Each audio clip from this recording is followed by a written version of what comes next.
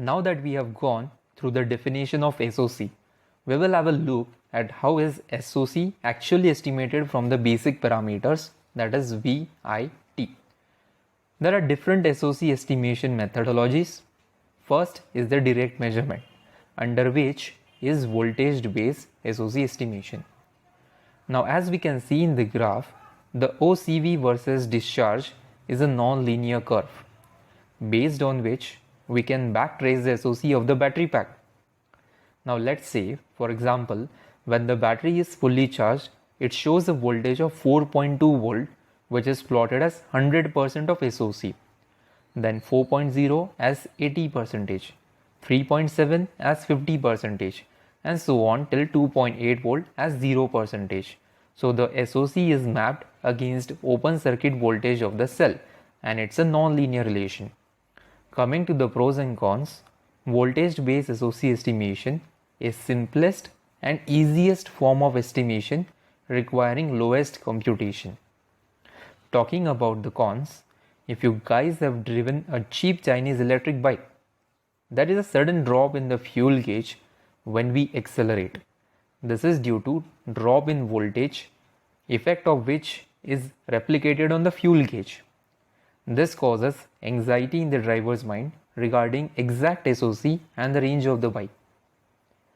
Now the next problem that we observe is, let's say if we consider OCV curve of a lithium ion and lithium phosphate.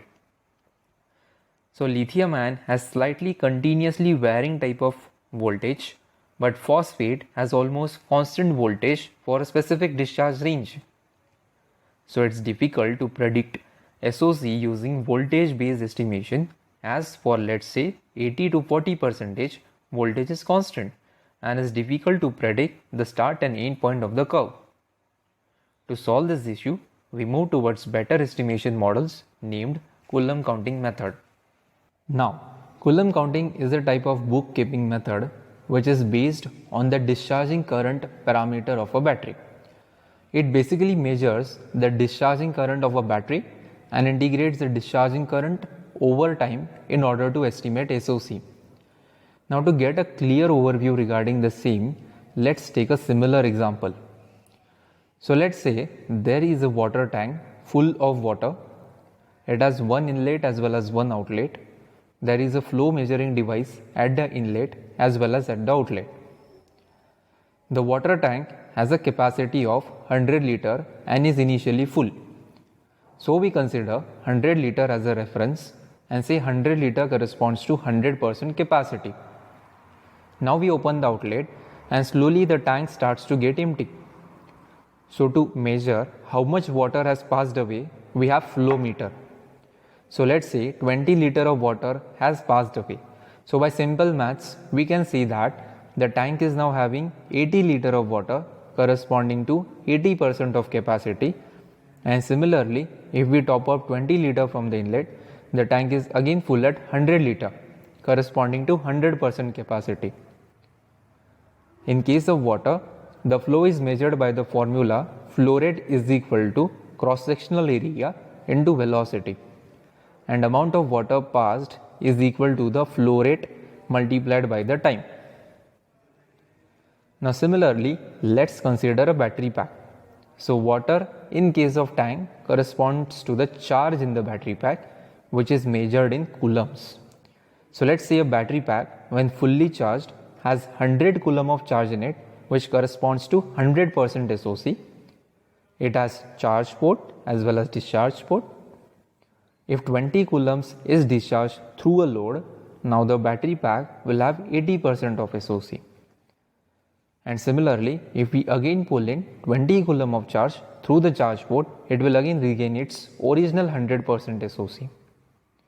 Now just like flow meter, we have current sensors at the inlet as well as outlet. So the coulomb is measured by the formula Q is equal to integral of I delta T. So I is the current, delta T is the time steps. So current is measured by current sensor and there is inbuilt clock in BMS which measures the time steps. So to take an example, if 10 ampere is flowing for 10 seconds, then discharge is equal to 10 multiplied by 10, that is 100 coulomb of charge. As it completely keeps a watch on how much current is flowing, previous SOC values and time steps, it is generally called as bookkeeping estimation method. Now that we have seen the coulomb counting method, let's talk about its pros as well as cons. So coulomb counting method is very robust and requires low computing power. It is a cost-effective method. Talking about the cons, coulomb counting is an open loop method and is sensitive to current sensor precision. It does not count for self-discharge, leakage currents and sensor faults. Let's say in a water tank there is a minute leakage in the tank or fault at the flow meter, it won't be counted in the measurement, leading to inaccuracy. Now for this, we move towards its better version called as advanced coulomb counting method. In coulomb counting method, we saw that initially we have to give reference. Let's say 100 coulombs corresponds to 100% SOC. But it's not always that the battery pack will always have 100 coulomb when fully charged. Now that depends upon the ambient temperature, discharge rate, charge rate, number of cycles and other parameters. For this, we have lookup tables embedded in the algorithms. So you might have a question, what exactly lookup table is? So lookup table is nothing but experimental based data for various use cases. Let's say for different ambient temperature, what is the initial reference coulomb value, or let's say for various use cycle, what is the degradation factor to be taken and so on. So every time when coulomb counter resets itself, it takes physical measurements of VIT and sets its initial reference coulomb value. So it's semi-closed feedback loop system resulting in more accuracy. Now we will have a look at more advanced measurement technique that includes Kalman filter based estimation method. So a Kalman filter is an optimal estimation algorithm. Kalman filter is used to estimate system state which cannot be measured directly. Let's take an example. Consider a spaceship is going from Earth to Mars. In this, they use liquid hydrogen as fuel whose combustion results into huge temperature at exhaust. And this temperature needs to be in control. As you can see in the image, we cannot measure internal temperature at the exhaust as it is very high and can melt the sensor, but we can easily measure external temperature of the casing. So we can use Kalman filter for best estimation of internal temperature through indirect measurements. So we are extracting what we cannot measure through what we can measure. To do this, we have state observer. Now let's consider a rocket. So the input to the rocket is fuel and the output we can measure is T external, and ultimately we want to estimate T internal. So the available signals are fuel flow and our measurement. So how we exactly measure the internal temperature? Now through the law of physics equation, we can drive a mathematical model for our real system. We already know how much fuel we are adding to our rocket. So if we now import this fuel flow to the mathematical model, it will come up with estimate of our output. And also we have other governing equations for internal temperature. So we can estimate internal temperature as well. But is that the solution? No, because mathematical model will just give approximation and is subject to uncertainties. If before estimation there weren't any uncertainties or initial value of reference were same, then the external temperature and meanwhile internal temperature would match up. But in real life, this is unlikely scenario. Therefore, the estimated external temperature won't match with the measured external temperature.